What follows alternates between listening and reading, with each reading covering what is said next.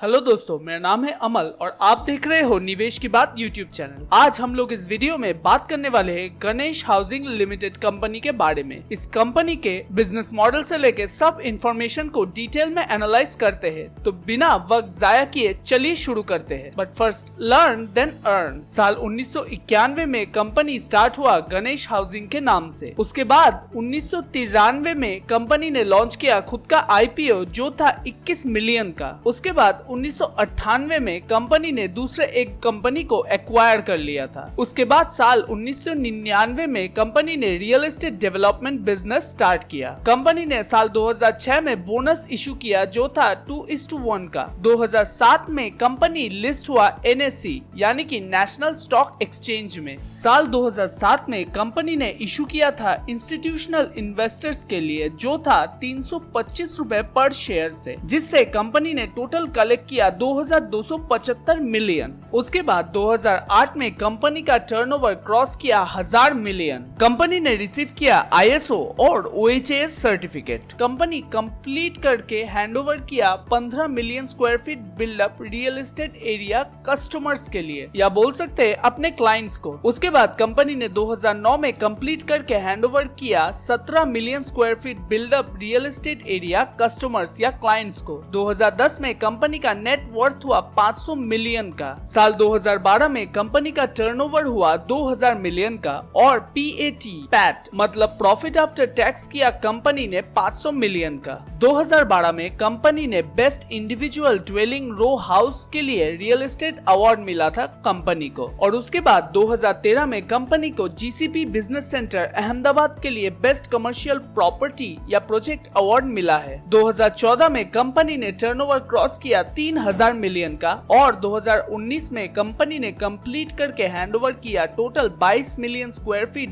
Buildup real estate area अपने clients को। 2015 में CNBC अवार्ड मिला था बेस्ट रेजिडेंशियल प्रोजेक्ट का कंपनी को। उसके बाद 2016 में कंपनी ने फिर से बोनस इशू किया। 2019 में कंपनी को ABP अश्मिता अवार्ड मिला था best brand of real estate के लिए। फाइनेंशियल ईयर 2024 में कंपनी ने रेवेन्यू किया टोटल 8,989 मिलियन का और प्रॉफिट आफ्टर टैक्स हुआ 4,607 मिलियन का। कंपनी ने डेट फ्री स्टेटस मेंटेन किया है 11 क्वार्टर से। कंपनी पहली बार ITSS प्रोजेक्ट पे काम कर रहा है। ये बहुत ही बड़ा प्रोजेक्ट है। Total 33 million square feet under construction है कंपनी का। मालाबार एक्सोटिका पहले ऐसा रेजिडेंशियल प्रॉपर्टी हुआ जिसने नेशनल अवार्ड लिया है अपने भाग में। इंडिया का top tech infrastructure brand ICI ने 2023 में इस कंपनी को रिकॉग्निशन दिया है और हमारे प्रिय प्राइम मिनिस्टर नरेंद्र मोदी जी ने भी इस कंपनी में इंटरेस्ट दिखाया है। इस कंपनी के नए इनोवेशन और सेफ्टी स्टैंडर्ड को देखते हुए कंपनी अपने ब्रांड स्ट्रेंथ को स्ट्रेटेजिक पार्टनरशिप के साथ और भी बड़ा कर रहा है ग्लोबल जायंट्स के साथ मिलकर, जैसे कि तिशमन स्पेयर जैसे ग्लोबल रियल एस्टेट कंपनीज के साथ कोलैब कर रहा है गणेश हाउसिंग।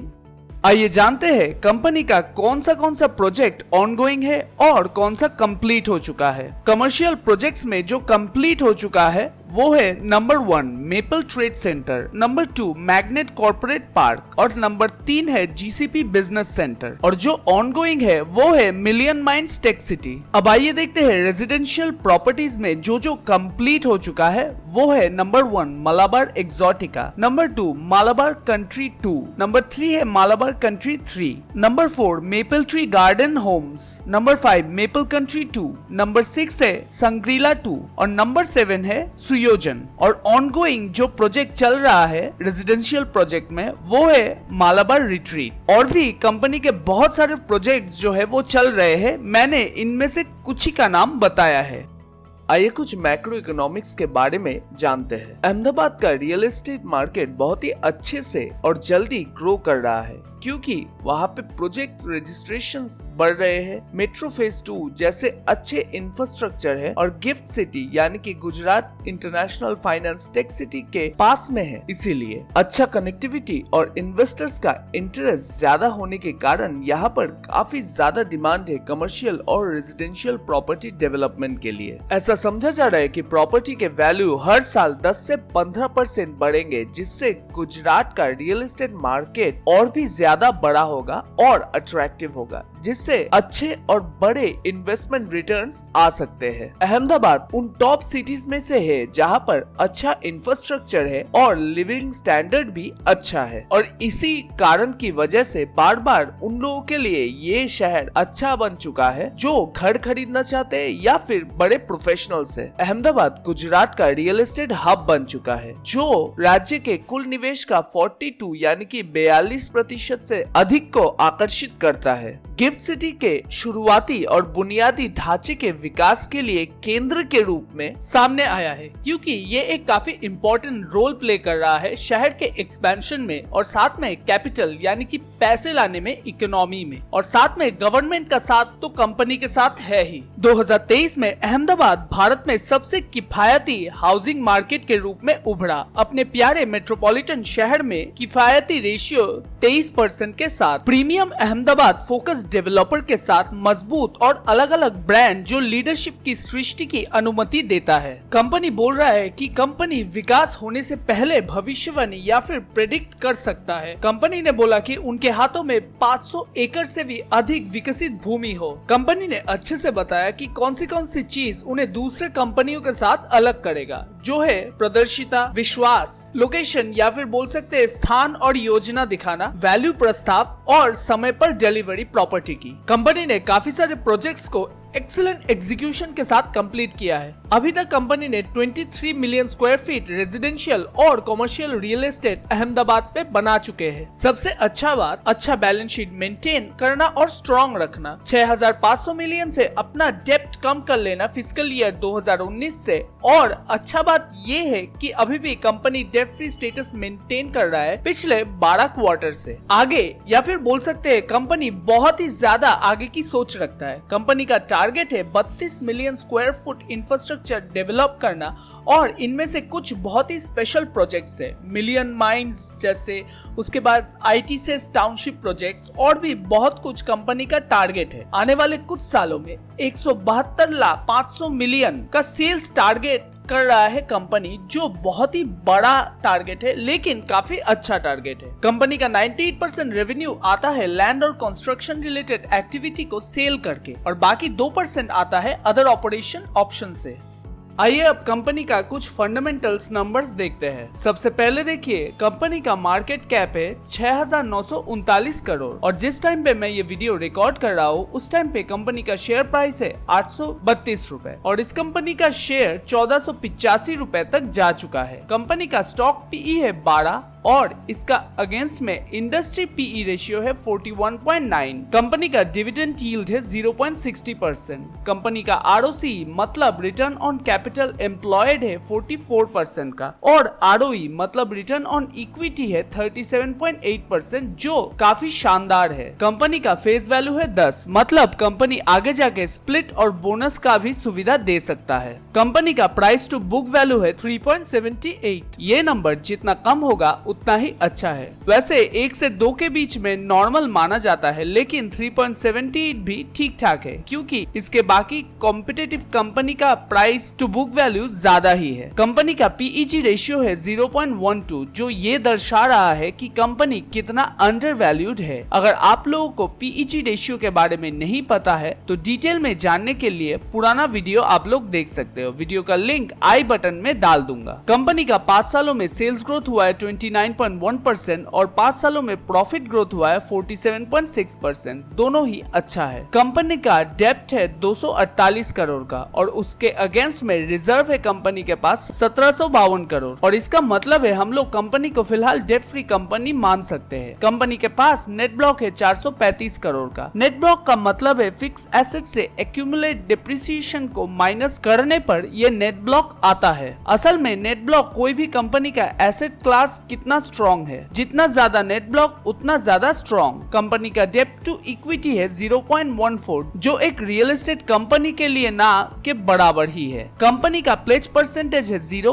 बहुत ही अच्छा लगा मुझे। कंपनी का पियोत्रोस्की स्कोर है 7, जिसका मतलब है कंपनी का फंडामेंटल स्ट्रॉन्ग है। पियोत्रोस्की स्कोर के बारे में जानने के लिए पुराना वीडियो आप लोग चेक कर सकते हैं। कंपनी का इंट्रिंसिक वैल्यू है 1764, जो कंपनी का करंट शेयर प्राइस से बहुत दूर है, मतलब अभी का प्राइस बहुत सस्ते में मिल रहा है। कंपनी का 5 सालों में ईपीएस ग्रोथ हुआ है 37.7%, जो इंडिकेट करता है ग्रोथ का। अब आइए कंपनी का क्वार्टर रिजल्ट्स देखते हैं। कंपनी का क्वार्टर सेल्स में फ्लक्चुएशंस दिख रहा है, लेकिन एक चीज जो अच्छा है वो है एक्सपेंसेस धीरे धीरे रिड्यूस यानी कि कम हो रहा है। पिछला क्वार्टर और पिछले साल के क्वार्टर दोनों में ही एक्सपेंसेस काफी गिरा है, जिसका अच्छा और सीधा इफेक्ट आपको ऑपरेटिंग प्रॉफिट में दिख रहा है। जून 2024 में ऑपरेटिंग प्रॉफिट हुआ था 149 करोड़ का। वहां से सितंबर 2024 में सेल्स अच्छा होने की वजह से ऑपरेटिंग प्रॉफिट में हाइक आया, जो था 203 करोड़ का। उसके बाद दिसंबर 2024 में 211 करोड़ का, मार्च 2025 में हुआ 217 करोड़ का, लेकिन जून में गिर गया सेल्स और प्रॉफिट दोनों। कंपनी का ऑपरेटिंग प्रॉफिट मार्जिन इंक्रीज हो रहा है, ये अच्छा बात है। कंपनी का इंटरेस्ट नॉर्मल है और डेप्रिसिएशन भी सही है। कंपनी का नेट प्रॉफिट इंक्रीज हो रहा है, लेकिन जून 2025 में गिरा है पुअर सेल्स के लिए। अब आने वाला क्वार्टर देखना है कैसा आता है रिजल्ट।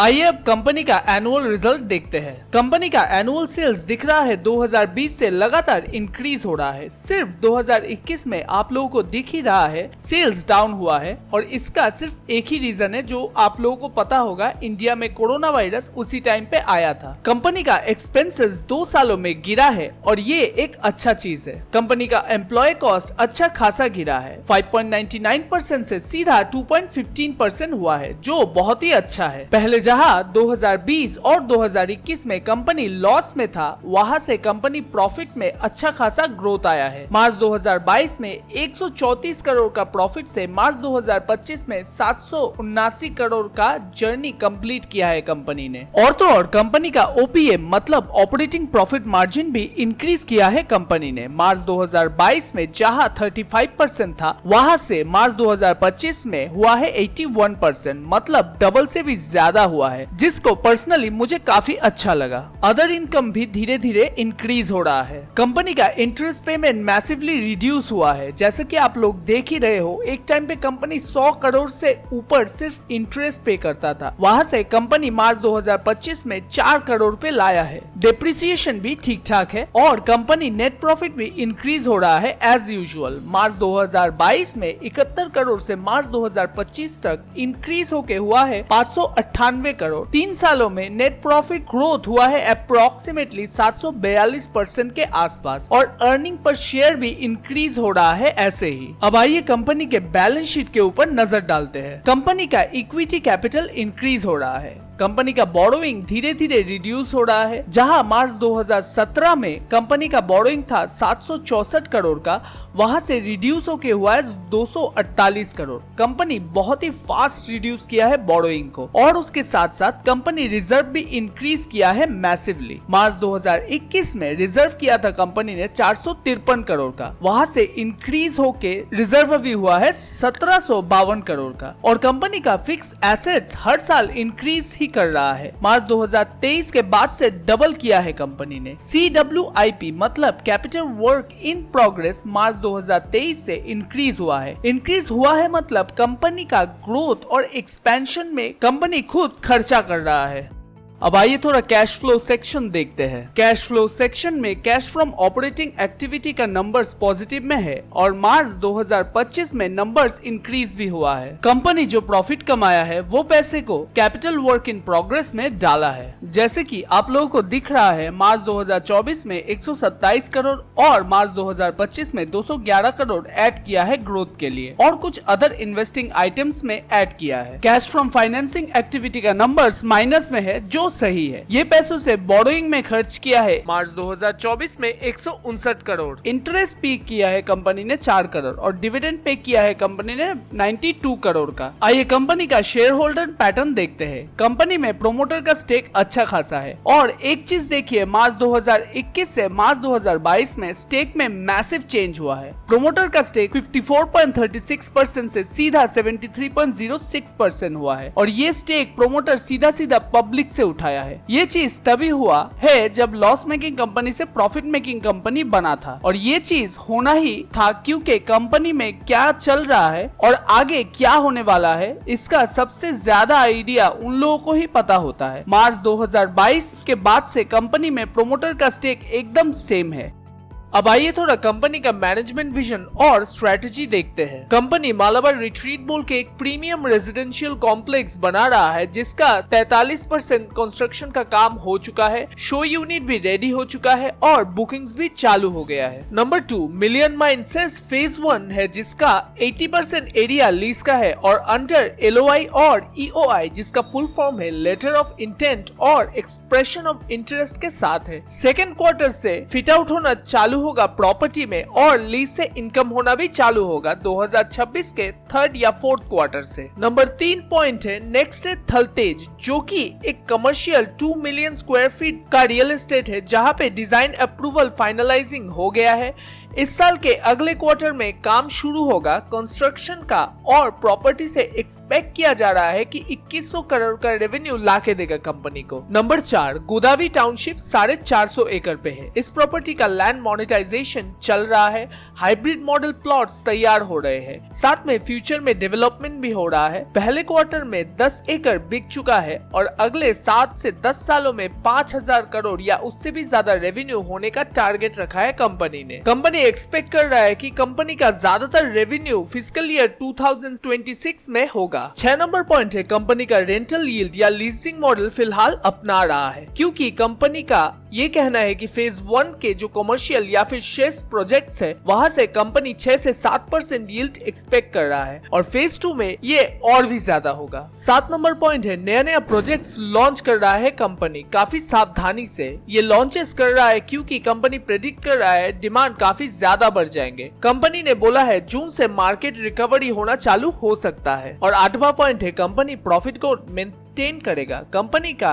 यकीन है कि 30% bottom line CAGR growth maintain कर सकता है कंपनी और वो ऐसा समझ रहे हैं कि मार्केट में अच्छा खासा ग्रोथ भी आएगा। ये तो हो कंपनी की पॉजिटिव बातें। आइए अब कुछ रिस्क फैक्टर्स भी देख लेते हैं कंपनी का। जैसे कि कंपनी ने बोला है उनका स्ट्रेटजी सॉलिड है लेकिन क्वार्टर 1 का रिजल्ट ने चुप्पी मार दिया है। 30% ईयर और ईयर रेवेन्यू डाउन है लेकिन मार्जिन है अच्छा खासा। उसके बाद समय के साथ साथ मार्केट के हिसाब से प्रोजेक्ट एग्जीक्यूशन का भी रिस्क होता है। बहुत सारे प्रोजेक्ट्स अभी भी अंडर कंस्ट्रक्शन है और लीजिंग के अपेक्षा पे है। डिले होने से कैश फ्लो पे इफेक्ट पड़ सकता है। कंपनी ने ये स्वीकार किया है कि ये स्ट्रेटेजिक डिलेज है लेकिन रिस्क तो तभी भी रह ही जाता है। उसके बाद का पॉइंट है डिमांड और इंटरेस्ट रेट सेंसिटिविटी है मार्केट में। मार्केट में लोगों के प्रॉपर्टी खरीदना बहुत चीजों पे निर्भर करता है। ये बोल सकते हैं कि माइक्रो फैक्टर्स या फिर मैक्रो फैक्टर्स है जैसे कि इंटरेस्ट रेट्स, ग्लोबल इकोनॉमी और अनसर्टेनिटी। मार्केट का कमजोर डिमांड नए लॉन्चेस या फिर बुकिंग में डिले ला सकता है। कंपनी का मार्केट कंपटीशन और सप्लाई बिल्डअप के बारे में आइए जानते हैं क्या कहना है। कंपनी ने ये स्वीकार किया है कि मार्केट में इन्वेंटरी काफी यानी कि प्रॉपर्टी इन्वेंटरी काफी ज्यादा बढ़ चुका है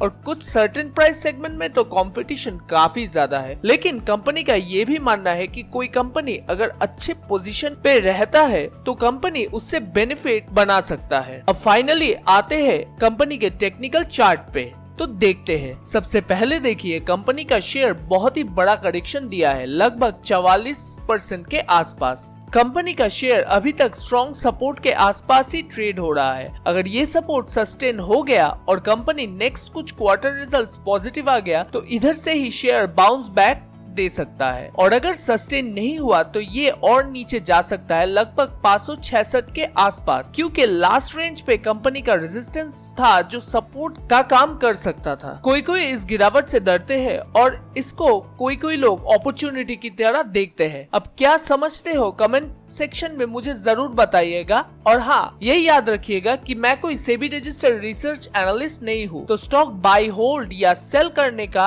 ये कोई रिकमेंडेशन नहीं है। कोई स्टॉक बाय सेल या होल्ड करने के लिए अपने स्टेप्स लीजिए और मेरा ये वीडियो को एज अ रेफरेंस की तरह इस्तेमाल कीजिए, क्योंकि मेरा काम है आप लोगों को एजुकेट करना और कंपनी के बारे में डिटेल में बताना जो सच है। तो चलिए मिलते हैं अगले कोई नए कंपनी के साथ किसी और नए वीडियो में नए इंफॉर्मेशन के साथ। तब तक के लिए कीप इन्वेस्टिंग।